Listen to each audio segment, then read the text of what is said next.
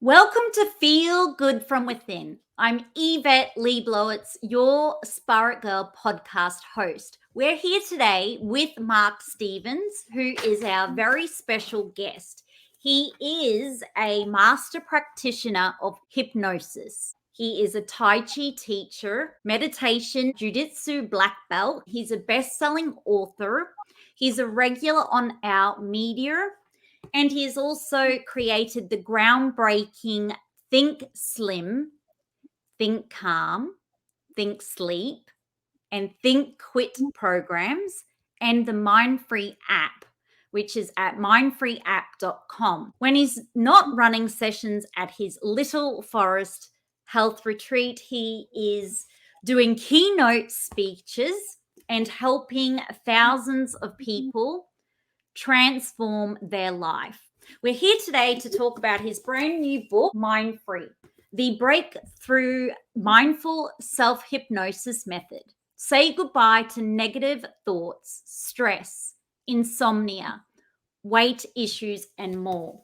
We're going to find out today from Mark Stevens how we can ditch negative thoughts, smash procrastination, and break bad habits. Stress less, sleep well.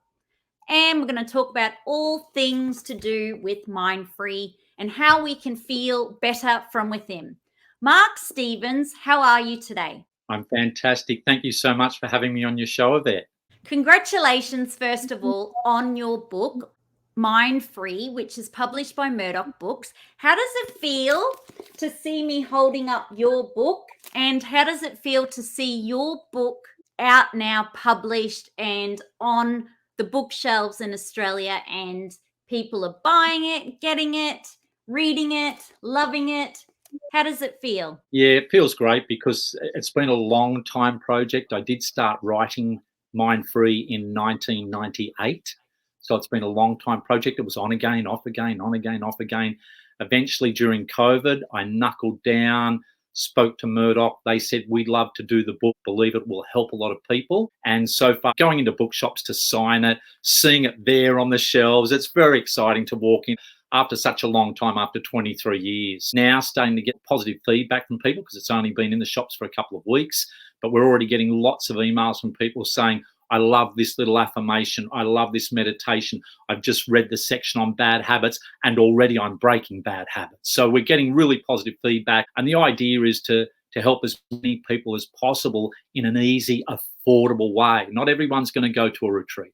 Not everyone's going to go off to me, the hypnotherapist, for a book. Everybody can read a book. Everybody can get those lessons. Everybody can keep returning to it like a manual for life. That's really what it is. It's like a mind manual for your life. Having read your book, it did feel like I was doing a one-on-one hypnotherapy session with you, working through my own limitations or thoughts, and then learning all of those meditations, the breathe in and the breathe out and the affirmations, and how to reframe and retrain my mind has been incredible. But before we dive into your book, are you happy to tell our audience a little bit about yourself? Well, I started as an 8-year-old. I had a heavy drinking father. He was an alcoholic. He used to drink 20, 30 beers a day.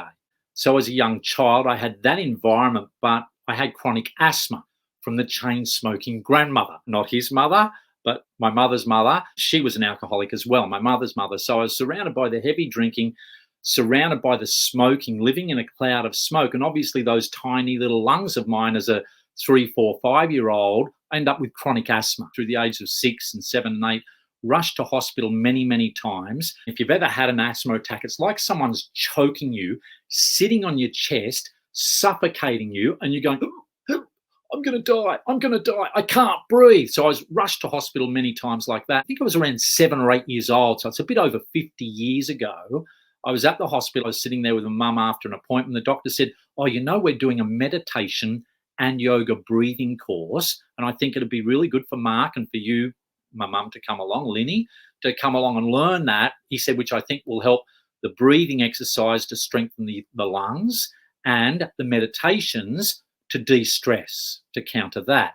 And so we went and did the course and it was fantastic. And from that moment onwards, it was like I was hooked on meditation, yoga breathing. And then through my teens, around the age of 16, I started doing jujutsu and then Tai Chi, Qigong, and all the people I was fortunate enough to be surrounded by were not just jujitsu masters, but they were naturopaths, iridologists, homeopaths. So I was very lucky to be surrounded by a lot of natural health in my environment, and ended up doing 15 jujitsu classes a week, ended up running a school, and then continuing on doing lots of meditation classes and other things. I was involved in a printing business and doing all sorts of things, but 15 classes a week and loving every minute of it, from schoolgirls and grandmothers to young boys and to adult groups and so on.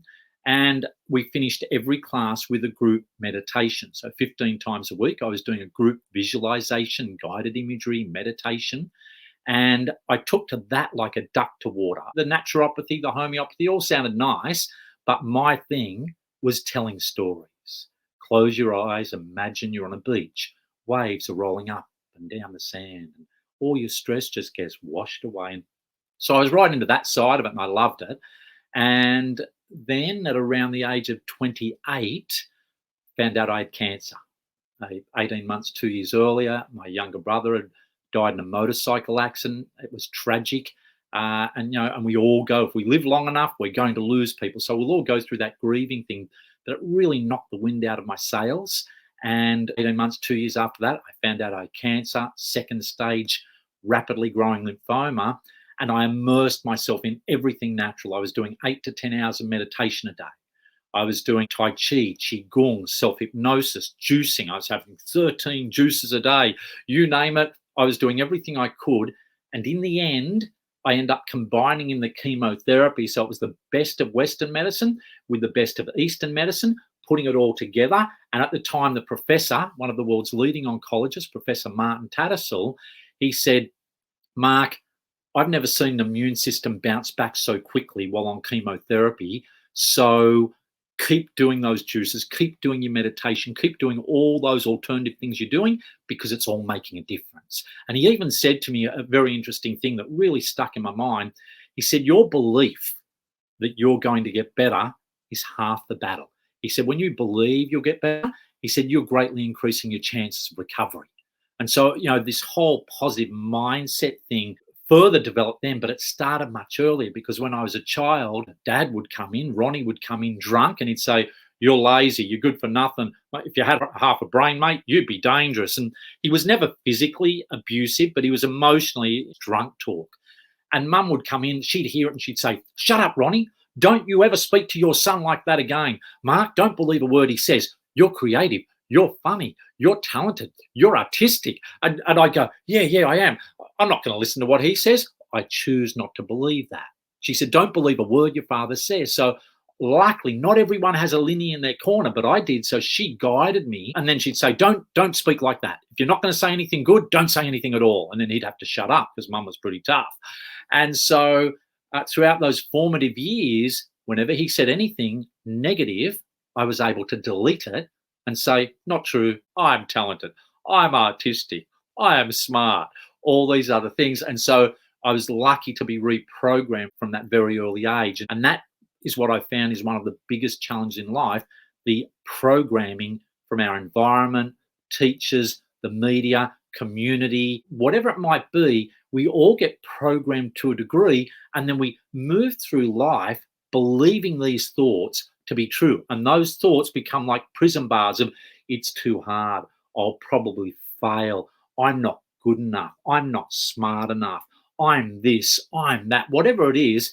And we identify with that belief, and that becomes the prison bars of life we move through in life. And that's where I believe my mission is, to help people change that old story and those prison bars of life. It's wonderful you had your mum in your corner cheering you on and telling you what you were, because that positive influence and that positive programming at a young age helped you. And I know that maybe some of our listeners maybe had Ronnie and maybe their mum equivalent to Ronnie. So they're thinking, right, I need your help, Mark. A lot of people haven't had the positive Lenny in their corner. And that's why all the work I do is on helping people. They need that little voice in their head saying, you are okay. You are good enough. You can do it. It's possible. Rather than, I just can't do it. I'm not good enough. No, it's time to change that old story and step into your own greatness, to start to back yourself, believe in yourself, and to feel good. And it all comes down to the story we tell ourselves. So we can change the old program. Just because somebody says it doesn't mean it's true. Work with people 1,000 times. You're not good enough. You're not good enough. At some point, they start to tell themselves the same story. I'm not good enough. I'm not good enough. It's all too hard. I'll probably fail. Why even bother anyway? Well, it won't work.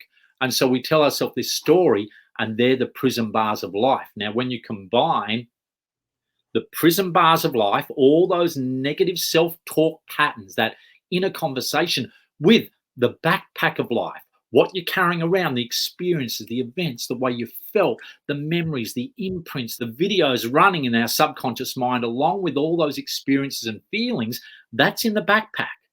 And then you've got the prison bars, and people wonder why it's hard to break a habit like overeating, comfort eating, stopping smoking, stopping drinking. It's not the smoking or the drink or the food that is the problem as much as the story we tell ourselves. Wow. In your book, you talk about the unconscious mind and the conscious. You mentioned then we have these stories that run in the background. It's like they float to the surface of our mind. So the conscious mind, at the moment, you can hear my voice, you can see me. There's a few other things happening at the one time. That's consciously what we're aware of.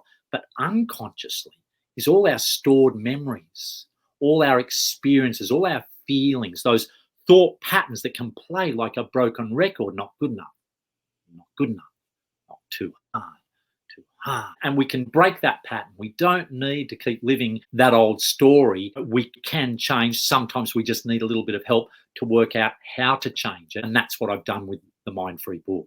And what about this, the breakthrough mindful self-hypnosis? Well, so you've got meditation and mindfulness. Mindfulness has become the big buzzword in recent years. And so has meditation, has become very popular, and yoga and so on. You've got meditation and mindfulness. Mindfulness is one form of meditation. Mindfulness is about being present, being in the moment. So you can have the mindfulness of breathing, the mindfulness being mindfully eating. I could grab my vitamin C water and I could take that and mindfully open that, hearing the splash of the water, the lid coming off, feeling the cool glass in my hand.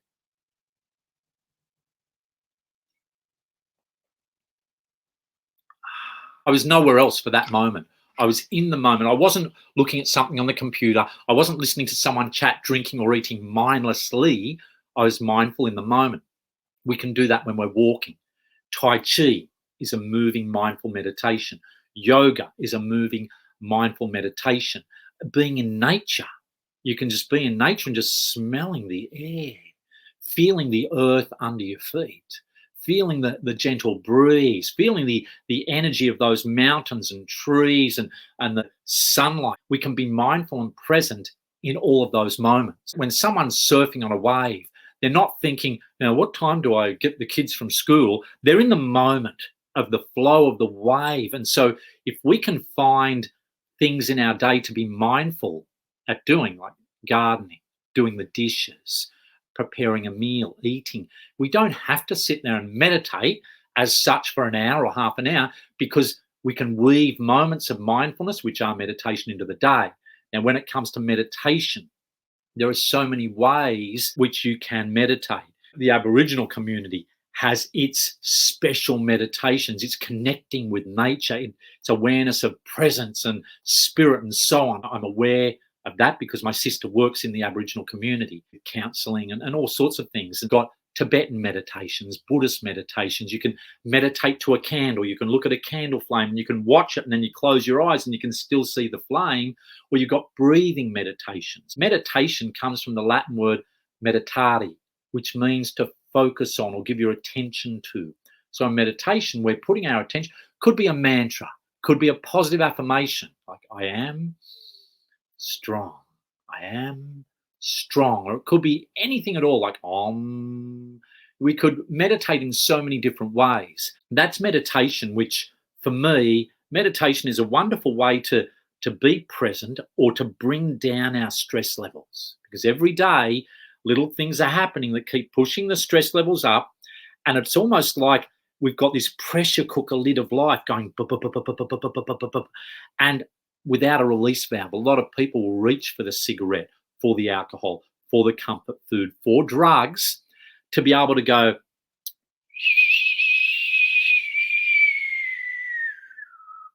and that becomes the relaxation, whereas there's 1,000 other ways to relax. So every time we meditate, we're bringing the pressure down. Every time we're mindful, every time we just do a simple appreciation. I appreciate the sun and the moon. I appreciate the air I'm breathing. I appreciate my family and my friends. I appreciate my legs that allow me to move, or my eyes that allow me to see the colors of nature. I appreciate so much. I'm lucky, I'm grateful. When we're in that moment, we're in that moment. We're not worrying about something in the future, worrying about something in the past. We're present. And so all of these little things we can do allow us to turn down the anxiety or the stress dial or the depression dial or the worry dial. And we bring that down and we keep returning to a place of calm. And then with hypnosis, it dates back, the first recorded instruction or information on hypnosis goes back to the ancient Egyptian sleep temples around 4,000 years ago, where people would come in with a problem. They'd lie down on this big stone-like bed or high tablet, like a bench, and they'd have a blanket on there, a pillow, and the person would lie and look back up. The hypnotherapist of the day would stare into their eyes and look at them deep into the eyes and just say, "You are well. You are well. You are well." Over and over again, they'd repeat this, and the person would start going, "I am well. I'm well." And miraculously, they get up and go, "What was my problem? What was wrong anyway? I feel amazing. I am well." It was like a brainwashing to a degree.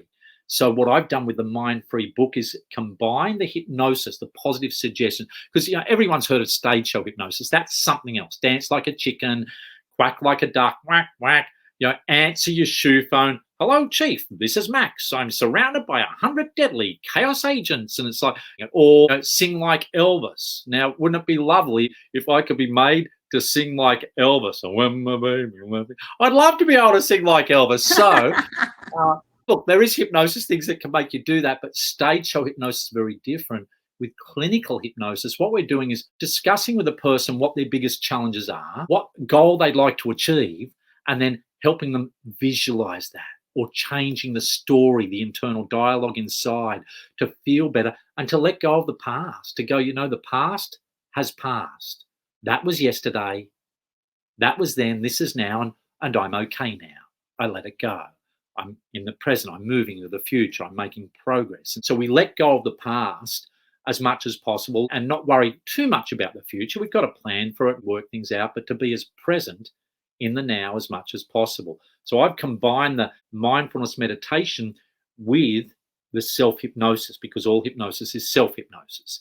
And so when I say to you, "You are well. You are well," it's only when you start to go, "You know what, I am well." If I say, "You are good enough. You are amazing." When you walk off and go, "I am amazing. I am good enough," that's the self-hypnosis working, because now you're telling a new story.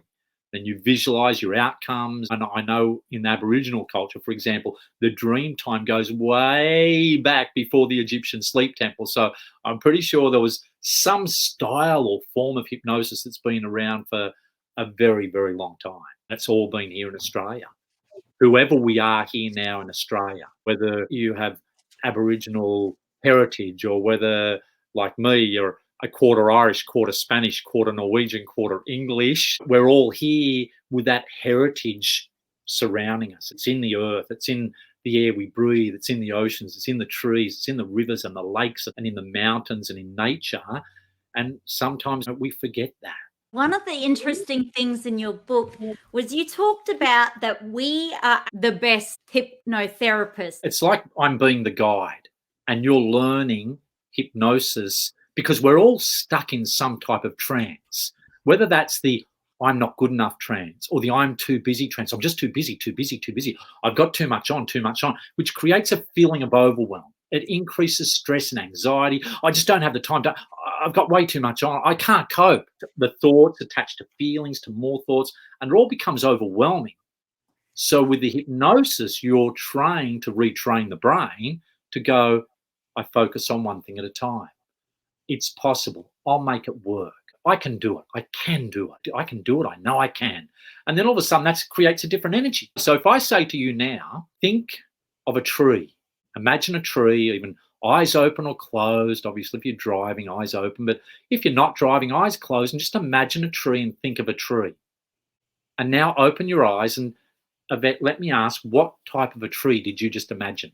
I just thought of a mango tree because we had one in our front yard when I was growing up. We've got a lot. You can't beat the mango. It's the ultimate. When the mango's good, damn, it's good.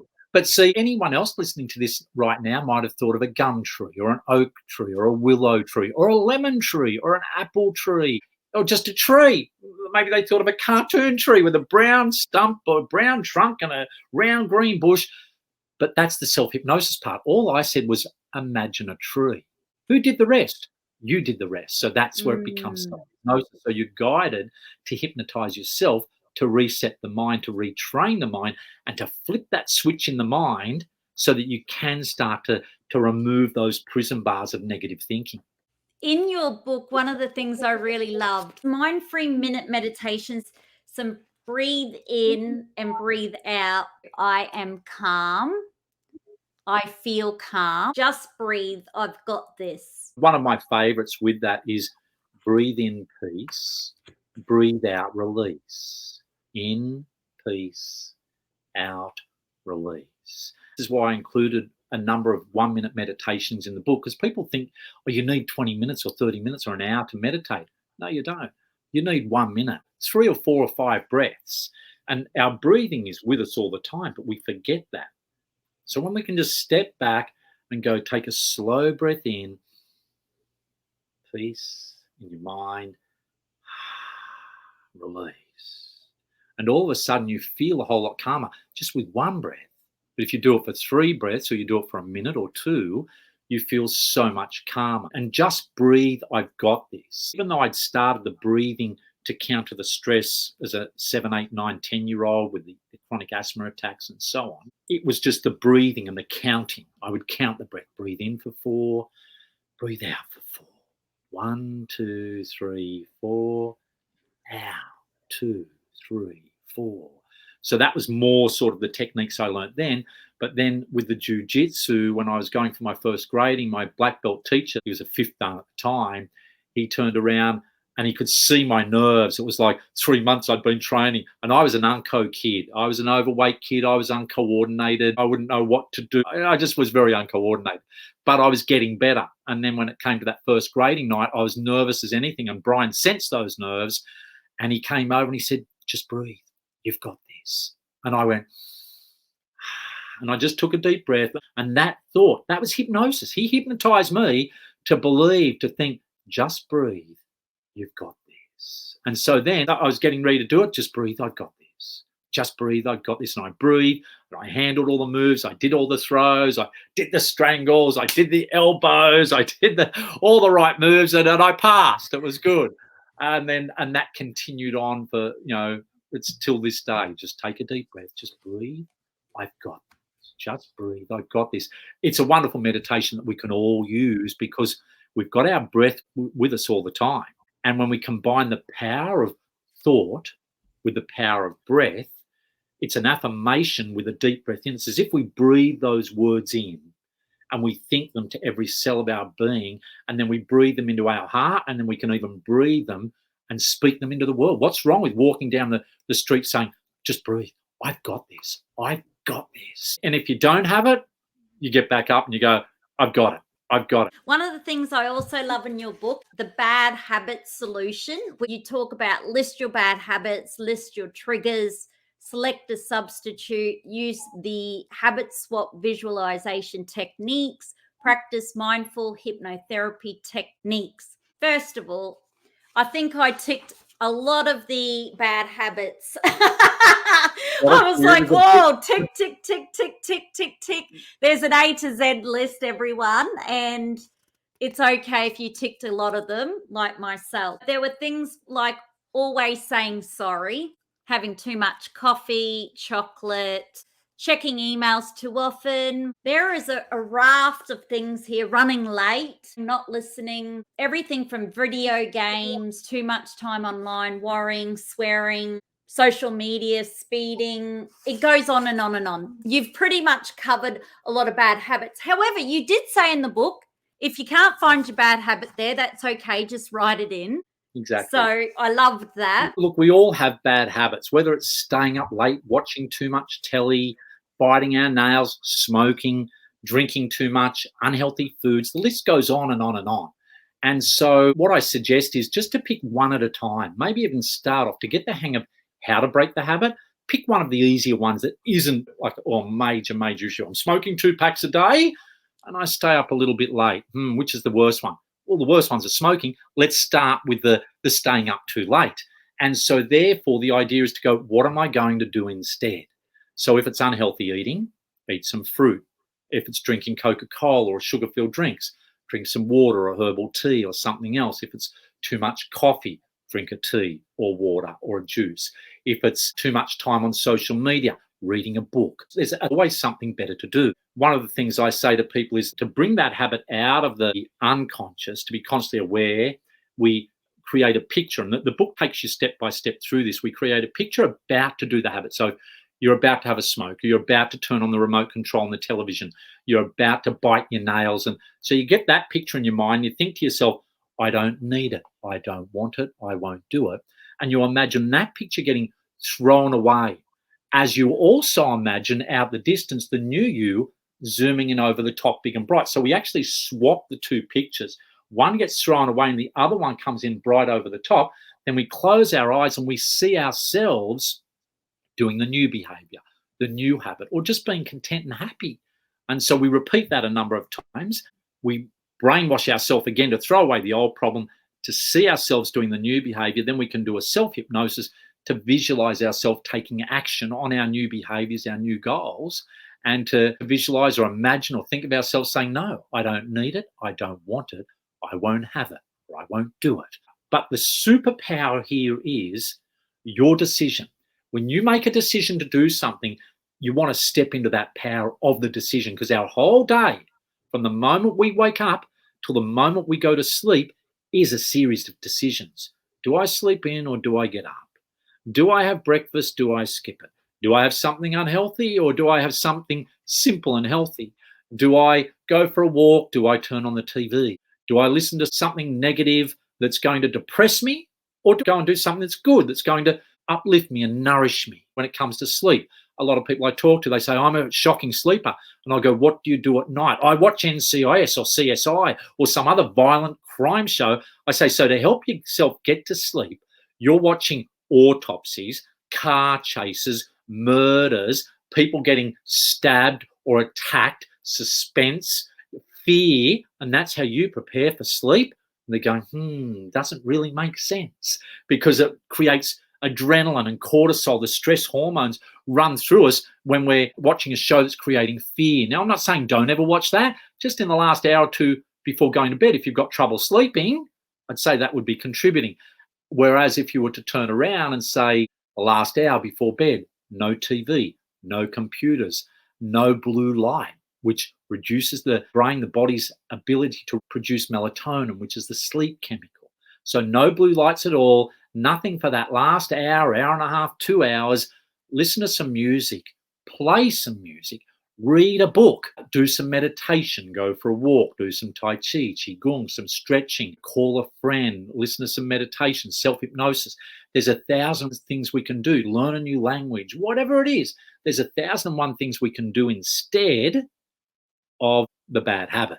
It's a case of listing then, well, what would I like to do instead? What does the content, happy me look like? What does it sound like? How do I feel? What am I thinking? We involve all the senses there. In your book, you shared, I'm thankful for today, and you talk about focusing on what you appreciate in the evening instead of churning over what went wrong in the day. Most people who have trouble sleeping are replaying events from the day or events that happened last week, last month, maybe 10 years ago. Or they're worrying about tomorrow, next week, next month, next year. So we're not present. So the appreciation meditation is the secret to this. When you are feeling appreciation and thinking thoughts of gratitude or appreciation, you can no longer feel stress and anxiety while you're doing that, because we don't feel two opposing emotions at the same time. So it's not like I'm all stressed out, but I'm so happy and grateful for my loved ones, for this roof over my head, for my home or my bed, my pillow. What you're doing, the Tibetans do a wonderful meditation where they start way, way, way, way out in the universe. I'm grateful for all the stars that light the night sky. I appreciate the sun and the sun that warms the earth, the moon that lights the evening sky and all the stars. I appreciate the wind and the rain. I appreciate the oceans and nature and the mountains and rivers and all the trees in nature and all the wonderful foods produced by nature, the wonderful animals and creatures on this planet and on this earth. And what you're doing is gradually bringing your awareness back. And then I appreciate my community, my family, my friends. I appreciate my home, this roof over my head. I appreciate my bed. I appreciate my pillow. I'm grateful for having legs that allow me to move around, and for my sense of smell, and for my heart that tirelessly pumps blood. So what you've done is you've gone from the distance. The meditation brings you back to now. So you're very present. And then that calms you. But then from there, you can also add in a simple meditation like legs in legs, back in back, arms in arms, head in head, body and mind together as one. And by doing that, you are just very present in the moment. You've stopped thinking about what happened today, churning you up and saying, oh, I won't be able to get to sleep. I'll be thinking about this all night. I'm so worried. I can't believe the person said that, did this. I'm hopeless. Oh, whatever it is, you let go of that and just think, breathing in peace, breathing out release. I feel at peace. I am at peace. Peace, release. And you're very present, very now, and you can slow your mind down. Instead of I'm going to have a bad sleep, I'll have a wonderful rest. Don't even worry about sleeping. I'll lie down and have a wonderful rest. And what happens is the brain releases natural feel-good chemicals, relaxants, the endorphins, the serotonin, the happy chemicals, the dopamine, rather than I'm a shocking sleep. I'm not going to be able to sleep again. That all increases cortisol and adrenaline, which stops you from sleeping. So those thoughts and the way we're feeling determine our way of being. And you have an incredible mind-free app. Can you tell us a little bit about the actual app? Over the last 25, 27 years, I've been recording hypnosis sessions, meditation sessions covering sleep, chronic pain, bad habits, anxiety, weight loss, and so on, stopping smoking.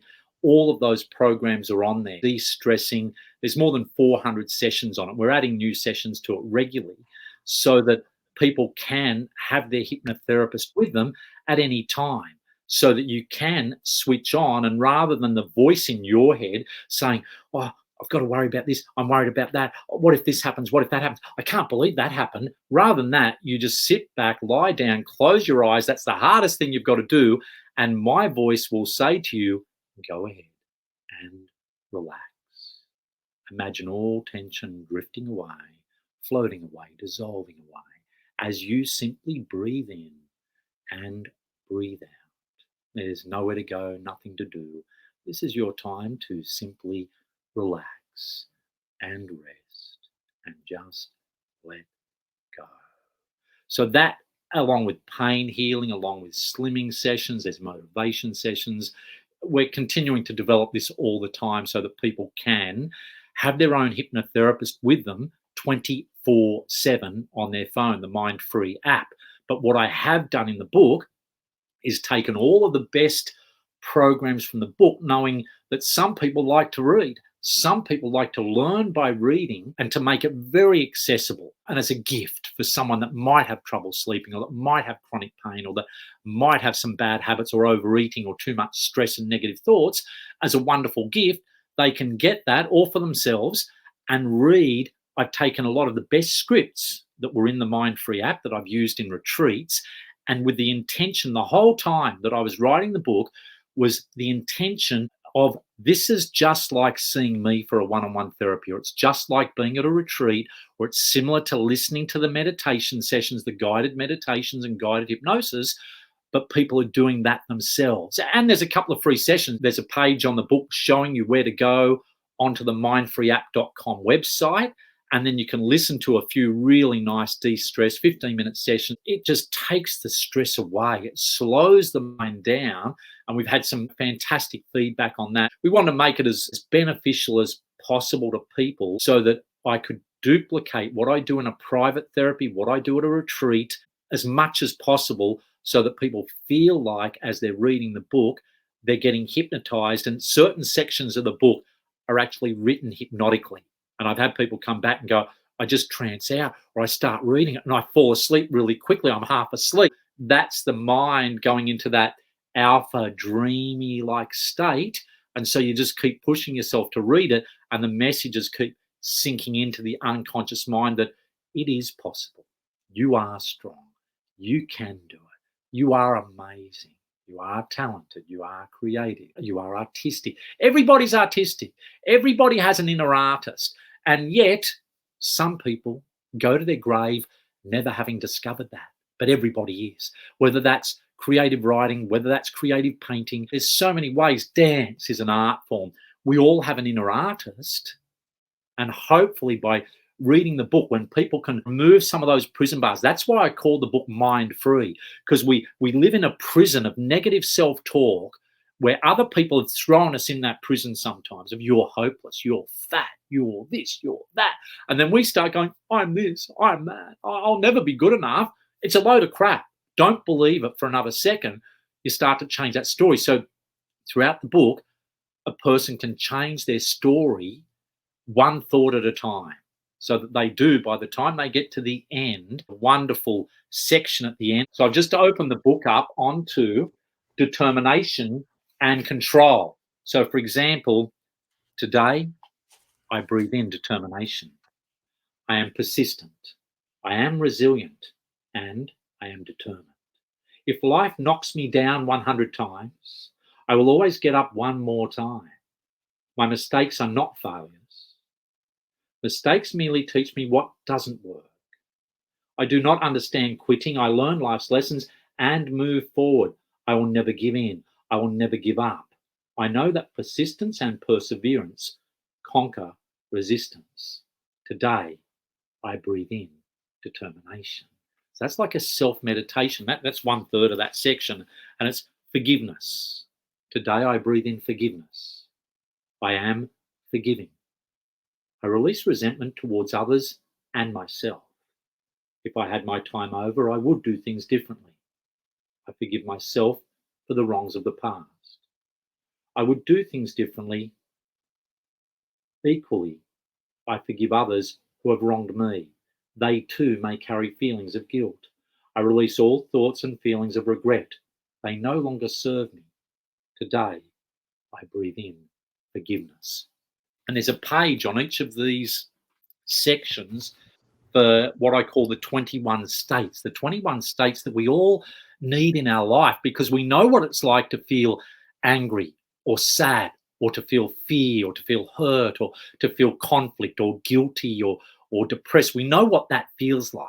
But to wake up and to read acceptance. Today I breathe in acceptance. I approach each day with an attitude of acceptance or appreciation. I allow appreciation and gratitude to flow to every cell of my being, or calm. Today I breathe in calm. Compassion. I demonstrate compassion to myself and to all I meet. May I learn to look at myself and others with understanding, compassion, and love. Today I breathe in compassion. And it goes on and on through the 21 states of control, determination, energy, enthusiasm, focus, forgiveness, happiness, health, laughter, love. Today I breathe in love. Love is the most powerful force in the universe. As I bathe myself in the healing power of love, I realize I am lovable. I am loving and I am loved. I am love. And it goes on: mindfulness, motivation, optimism, strength, success, and wisdom.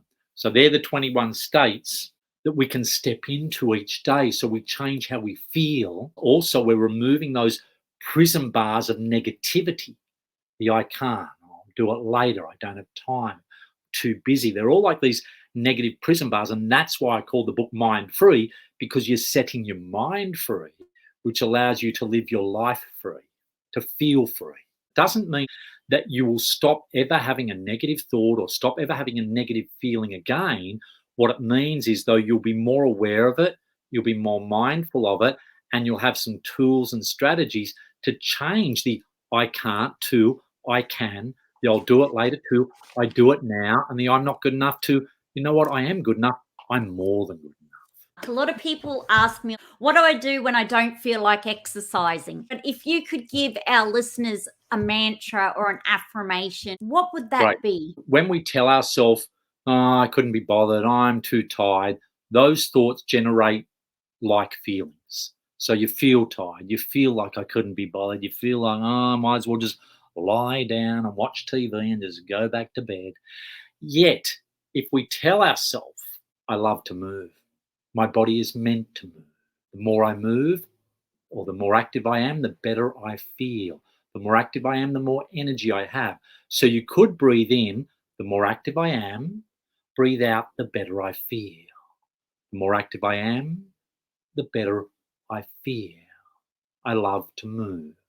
I love to move. My body is meant to move. My body is meant to move. And that's how we turn it into mindful self-hypnosis, because we're aware of the breathing, we're thinking the thought, and then when we tell ourselves, my body is meant to move, it makes you want to get up and move. Because everybody knows, you might be going, I'm just too tired, I couldn't be bothered going for a walk, it's getting late, it's a bit dark, it's a bit cold, it's a bit hot, it's a bit wet, it's a bit, just stay in bed. No, I'm only kidding. Don't stay in bed. Yeah, you want to change that story, just stay on the lounge, but you want to change that story, because here's what happens, and everybody knows it. Once you get up, you can trick yourself. I'll just go for 5 minutes. I'll just do a 5-minute walk. But as soon as you start to move, as soon as you start to walk and move, you're breathing, your blood's circulating, energy starts to flow through your body, and you get more energy. And how many times you're going, I'll just do a little bit, then 5 or 10 minutes in, I'm feeling good. Let's keep going. I'm going to keep doing this. I feel great. How many times have you come back from doing something physical, or maybe the gym, or maybe just an activity or something, and you go, I feel great. That was so good. Why do I talk myself out of that all the time? Why do I make the excuses I'm too busy? Because oftentimes the same person saying, I'm too busy, they're just stuck in the trance. I'm too busy, too busy, too busy, too much on, I can't keep up with it all. That same person will often spend 2 or 3 or 4 hours a day watching television, on social media, looking at news, surfing the net, wasting time, whatever it might be, but they're too busy. I have people say, I'm so busy, I got so much on, I don't even have time to scratch myself. And I go, you don't have time to scratch yourself? They're going, no, I don't have time to scratch myself. So then I'll often go, what was that? And I'll go, my chin was itchy, so I scratched it. And I go, oh, yeah, it took a quarter of a second. My nose was itchy, so I scratched it. If you've got an itch, scratch it. Don't say I'm too busy, I don't have time to scratch myself, because that creates a frantic energy. I'm just too busy, I got too much on, creates a frantic energy. I'm not saying you don't have plenty on, but who's making you busy? Who's creating your action plan, to-do list, your daily schedule, or whether it's, I just couldn't be bothered doing anything. I couldn't be bothered doing anything. Anything? Couldn't even be bothered, getting up and getting a drink of water. Yeah, no, I don't like drinking water. Water, who wants water? Well, your body is made up of 70% water. If you're a little bit overweight, you want to burn the fat, you want to tell yourself, my body loves water. H2O is the way to go. The more water I drink, the more I shrink. I'm not hungry, thirsty. Drink more water, drink more water, drink more water. Not hungry, thirsty. The more I drink, the more I shrink. We change the story. Change the story, you change the way you feel. Change the way you feel, you change your action plan, your behaviors, what you're doing in everyday life. I love that also in your program, in your app, that you can schedule in times for affirmations, time to visualize your goals, times to practice gratitude throughout the day, drink water as a prompt. And I thought that was incredible. There are so many stories that you share in the book, Mind Free, real life stories of transformations. This is a common thread I often hear, which is, I'm a smoker. I've tried to quit smoking, but then I spin out because I'm craving. I can't do it. I've tried patches. I've tried this. I've done that. There was an incredible story in your book about Merv. Can you share his story with our audience? Sure. Yeah, Merv, he started smoking around World War II, which is a fair while ago, in the 1940s. So he was smoking during World War II as an 8 or 9-year-old. He just took it up. And then he continued to smoke and eventually ended up smoking 2 packs a day. He tried hypnotherapy. He tried other methods to stop smoking. He tried patches and gum and read books on it. Nothing worked for him. And I said to him, Merv, it'll only work when you are ready. When you make a decision, when you are 100% committed to it, then it'll work. But you still have to reset the mind because of the subconscious cravings. Cigarette with a coffee, cigarette after a meal, first cigarette of the day, cigarette as a break, cigarette when I'm stressed, cigarette when I'm driving, cigarette when I'm hanging out with friends, cigarette last cigarette of the day, whatever it might be. So there's a lot of subconscious triggers that need to be disconnected. Then there's the belief that I'm a smoker, I need a cigarette. So we've got to change the thought patterns. We've got to change the unconscious triggers. And most programs like patches and gum, they don't deal with the triggers. Going cold turkey doesn't deal with the subconscious triggers. So we have to work through that. And that's where the Think Quit program guides you day by day to change your mindset. And then throughout there, breathing in the new me, breathing out is smoke free. The new me is smoke free. And when it comes to cravings, there are no cravings. It's the nicotine leaving your system. So therefore you can get excited to go, yes, wow, the nicotine's leaving my system. I'm getting a bit of a feeling, rather than, oh no, I can't handle it. I need a cigarette. I'm all getting agitated and all funny. No. Think, wow, how lucky am I? The nicotine is leaving my system. The new me is smoke free. And then you have replacement strategies like 10 deep breaths. So in Merv's case, he came at the time I was doing a free 1-hour time seminar when I launched the Think Quit program and the Think Quit book a dozen years ago. Merv came to that and he stopped smoking. He was ready. To his credit, he stopped smoking and he said he thought about it afterwards, but he'd made the decision. Now, every year after that, for years, I get a call from Merv on the anniversary of the day he stopped smoking. Oh, hey, Mark, it's Merv.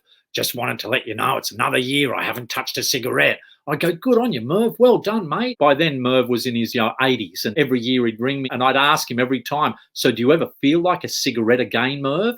And he'd go, no, Mark, why would I ever touch that cocktail of toxic poisons? Never again. Because that's one of the hypnosis. It's a cocktail of toxic poisons. Your body doesn't need it. You don't need it. You don't want it. You won't have it.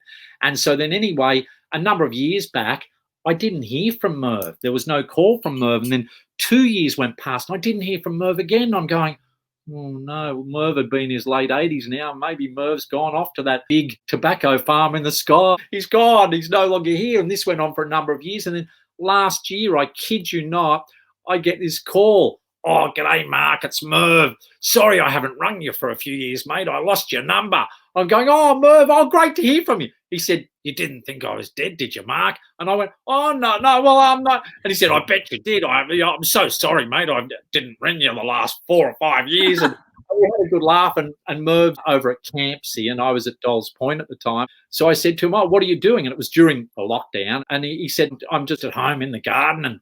And I said, why don't I come over? We'll have a cuppa and I'll hang out in the garden with you. And he said, yeah, why not? Come on over. So half an hour later, I was at Merv's. We hung out for an hour or two. I left with a big bunch of oranges off his fruit tree and we just had a yarn, had a cuppa. And it was, such a good time to catch up with old Merv.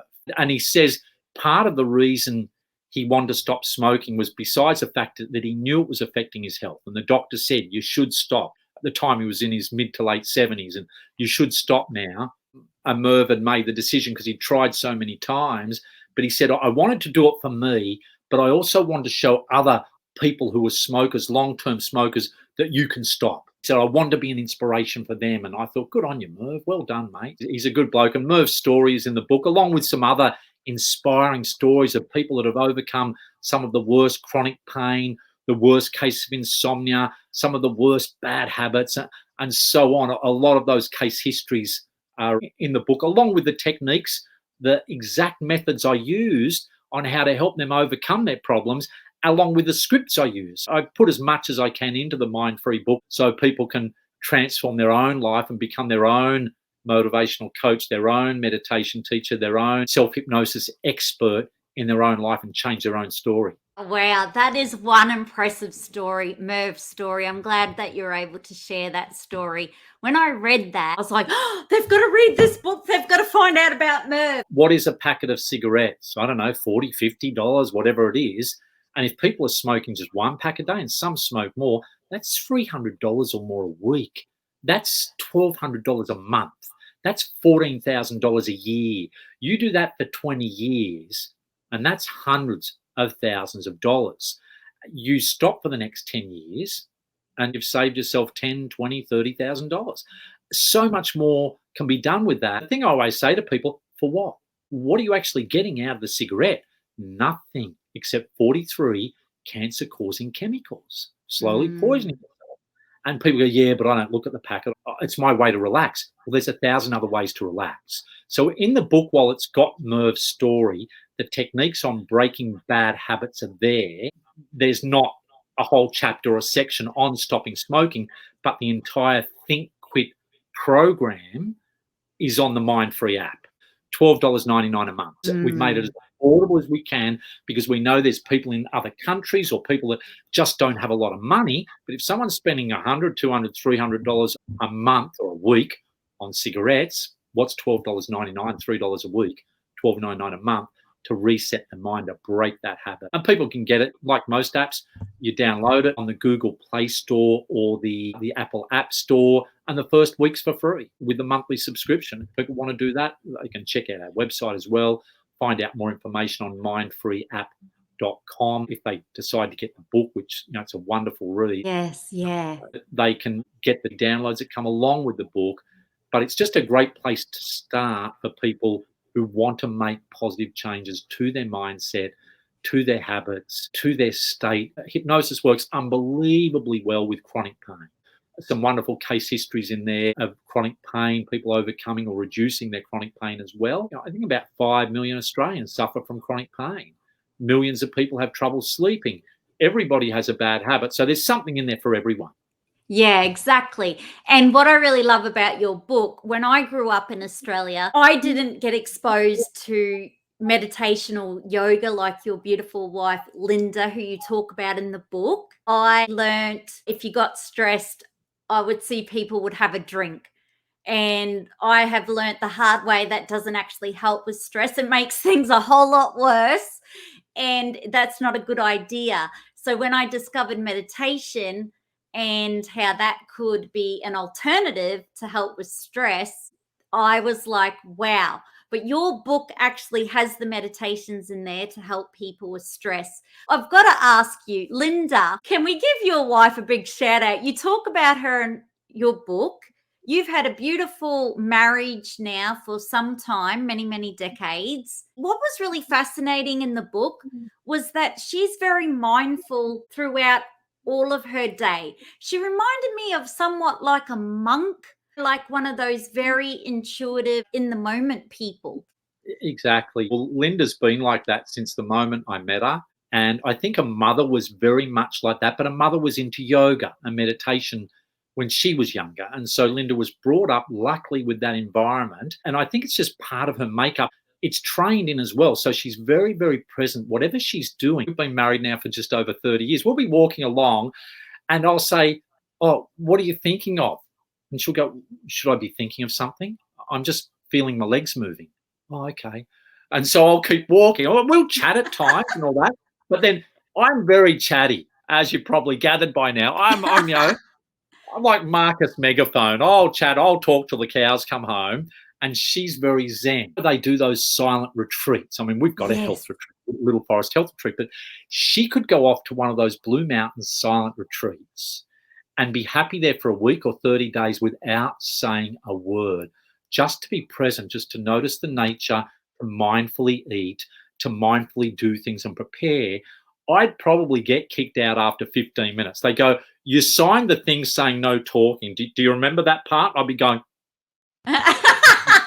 that'd be me too. Can you shut up for more than 15 minutes? All right, get the hell out of here. Whereas this would go, I'll see you in 30 days.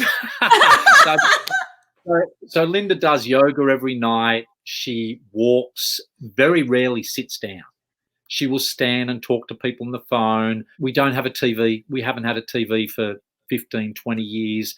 She doesn't watch TV. We know what's going on in the world. We just don't want to see it repeated over and over and over again. Tragedy, because that weakens the immune system. So Linda's just very present, whether she's preparing food, eating food, having a cup of tea, walking, doing something, whatever it is, she just joyfully gets into the zone, into the moment with it.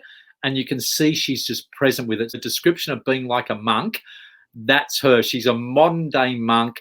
She's a bit of a new age hippie. We had to go off to a fancy dress. I was emceeing a conference. It was a 1960s night. So I had to go and buy these psychedelic flower colored pants. I created this heart, big thing to wear around my chest. I had the headband on, full psychedelic gear. She just put on her normal clothes. And she looked like she's just transported from the 1960s. She's a bit of a hippie child, but she's very, very relaxed, very chilled. The whole day weaves in and out of meditation. And she gets in the zone with what she's doing. And it's just a great lesson that we can turn eating an apple into being mindful and present. We can turn sipping that water, eating a meal, going for the walk, doing some stretches, listening to music, whatever it might be. We can just be present in that moment. When the mind drifts off, we bring it back, because the mind is always drifting into the past, into the future. We keep bringing it back to now and being present. And Linda lives that. She was a singer when she was younger, so she's got this angelic, beautiful voice. And some of her sessions, which we did by request, we had people at the retreat saying, Linda's got an amazing voice. We like your hypnotic voice, Mark. It's wonderful. But couldn't you get Linda to do some recording? So she's done some of those recordings on the Mindfree app, and the feedback is that they're some of the most popular sessions. And they're sort of just a very gentle whispering of, you are strong, you are strong.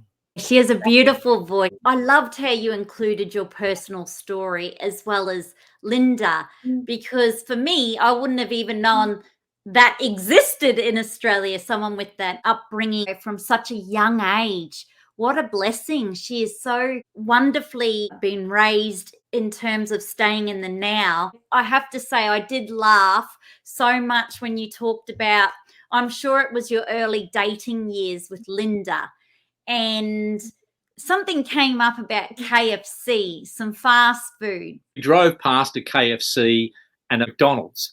And as we drove past, Linda looked and she said, I wonder what that food's actually like. And I went, you've never eaten a KFC or McDonald's? And she went, no, why would I? And I went, well, I don't know, I guess. And she said, it's not that healthy, is it? And I went, no. And anyway, I said, what about Pizza Hut? And she went, no, why would I? And I went, we're going tomorrow night. And it was in our early dating days. We've been on only 3 or 4 dates. And I said, we're going tomorrow night. The old Pizza Huts used to have the big restaurant, the all-you-can-eat salad bar, and you go in. There was one at St. George Leagues. And I said, let's go. Let's do the vegetarian, thin and crispy, all-you-can-eat pizza. So we did. We went in and got the large, thin and crispy, this big thing of salad. Linda loaded her plate up with the salad and took 2 pieces of the pizza.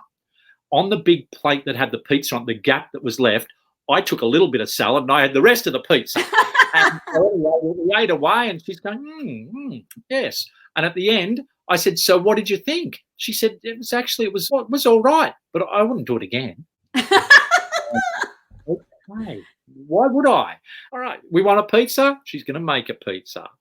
We want a salad? She'll make a salad. So, yeah, she's very, very zen, very now. And the reason I included some of those stories were hopefully to inspire other people to go, eating an apple or just going for a walk can be a meditation. Wow. Rather than me Yeah. just, you can breathe and meditate while walking. You can focus on an apple. That's a technique, but here's an example of how it can work and you can just flow throughout the day doing something, talking on the phone, and then turning the next thing, walking from one room to the next into 3 breaths of meditation.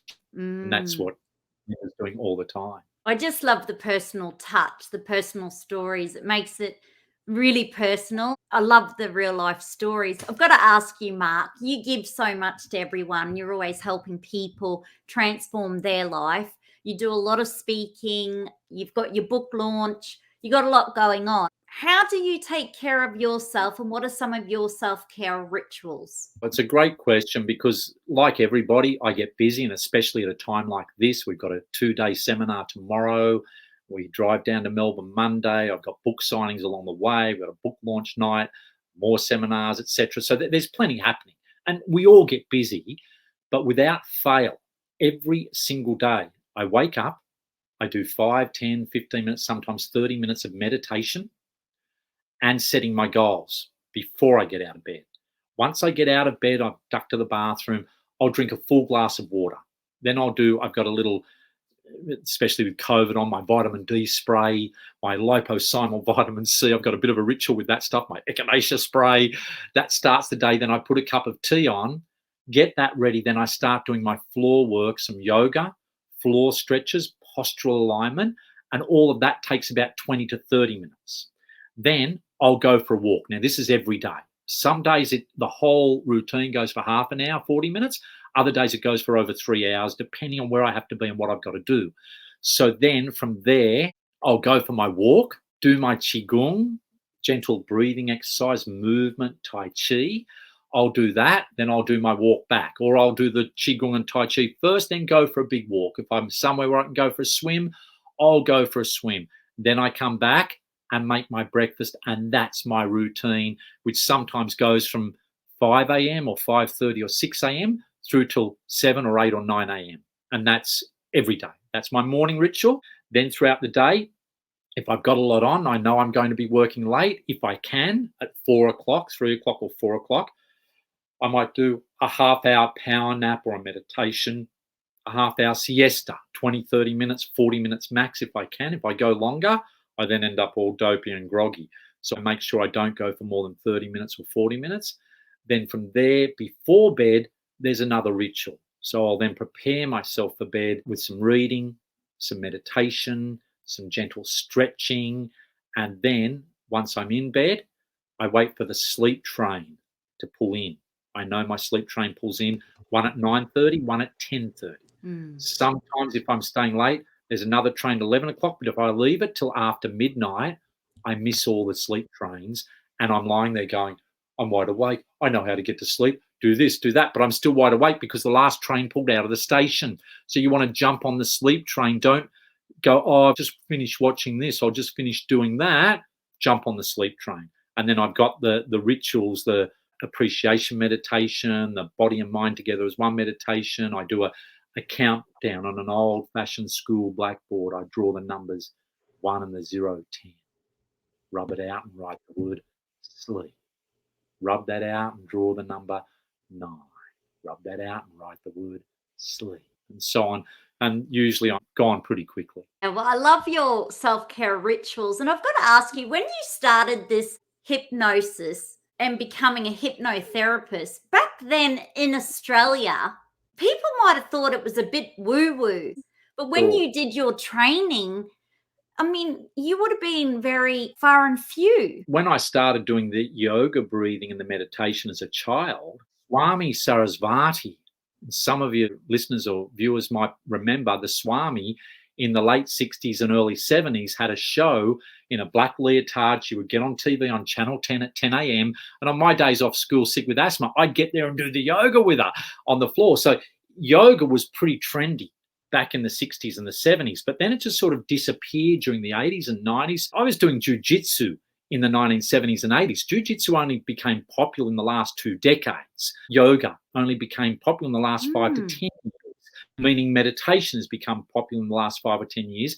And the hypnotherapy, which I started 30 plus years ago, there are a number of hypnotherapists around, but it's become very, very popular as more people seek to reset their mind, to train their brain, to not look for external crutches or to look at outside things like drinking, drugs, alcohol as an anesthetic to life, but realizing that the happiness is within, that the happiness starts here with our thoughts, the happiness starts with what we're feeling, and that we can, decrease the stress through those moments of calm by creating little rituals in our everyday lives. So yeah, it wasn't so popular. It's becoming more and more popular now, which is a good thing. Well, I have to say it's such a good thing now that we have Mind Free, the breakthrough mindful self-hypnosis method, because this book here is going to be available for decades and decades and decades and many hundreds of years to come. And I think that's what I love about books, is now that you've gone to all that effort and put it in a book,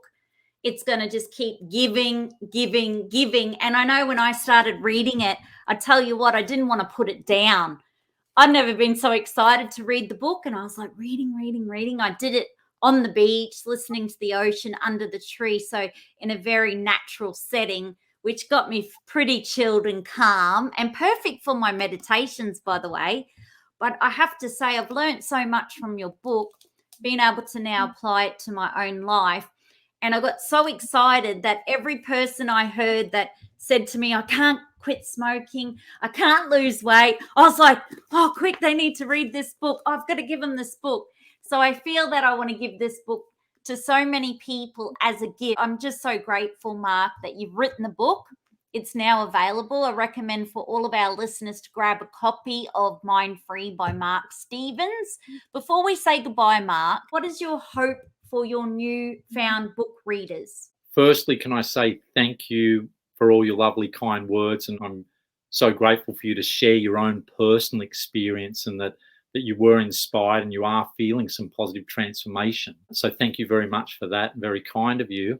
And look, the reason I wrote the book was to help as many people as possible overcome those biggest challenges of life in the easiest way possible.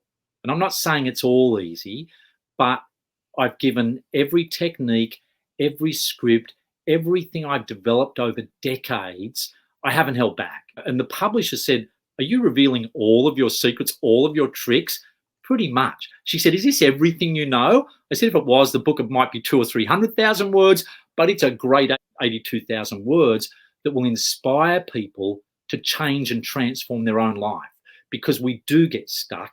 We do get stuck with our thoughts. We do get stuck in a state of being a certain way within our bad habits or whatever that may be. And so my hope is that by people reading the book, that they'll, one, be inspired to make a positive change and transformation in their own life, but then they'll go on and inspire others and create a ripple effect out there in the world where you become the rising tide that lifts all ships. And that's my hope for the book. I love your hope. And I have to say, after 2 years of COVID, I think we all need the Mind Free book, because it's pretty easy to get caught up in that negative energy or negative thoughts. Even if you consumed only a couple of videos or news articles or tuned into the radio or whatever it might be, we really got to retrain our mind. And it was just so refreshing to get into that positive mindset and to say goodbye to negative thoughts. So thanks again, Mark Stevens. I'll have to have you back on the show another time. I'm a real big fan of your book. It's incredible. It's a life changer. And thanks for going to all the effort to make it happen. Thank you very much, Yvette, for having me on the show. Great to be here and great to have everybody join us here today. And remember, one thought can change your life. Change is easy. Change is good. And you can do it because you're worth it and you deserve it.